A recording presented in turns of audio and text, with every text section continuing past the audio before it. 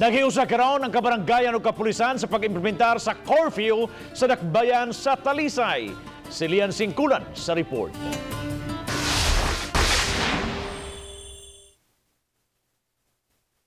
Kung ingon niini ang itsura sa Tabunok flyover sa dakbayan sa Talisay kun mabuntag. Ingon usab niini kamingaw og kalimpyo ang itsura kun mogabii.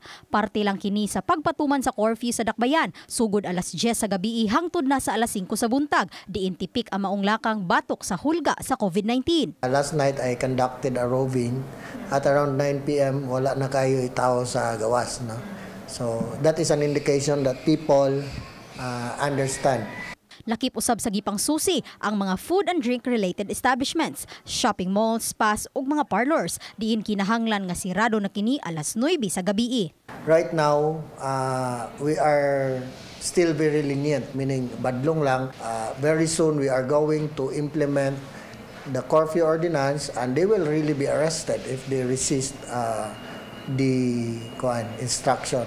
Samtang gawa sa kapulisan, gipatuman usab ang curfew sa matag barangay, sama sa barangay poblasyon nga kada gabii mag-roving uban ang mga barangay tanod. Aduna nay ubay-ubay nga motuman niini apan may uban gihapon nga maglibog, maunang mangunay na sila pagdala sa kopya sa executive order aron ipakita sa mga molupyo. Kargado yung kanay mga idaran, ang mga senior citizen kay nagtuo mo sila nga ang curfew para ra sa minors. Nga ang tanan jud mo apektado sa kuan kanang curfew.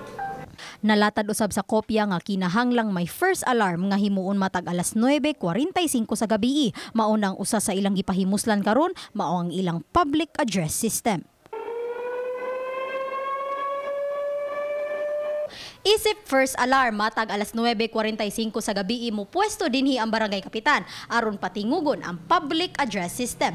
15 minutes humaniana magsugod na sila og roving sa tibuok barangay.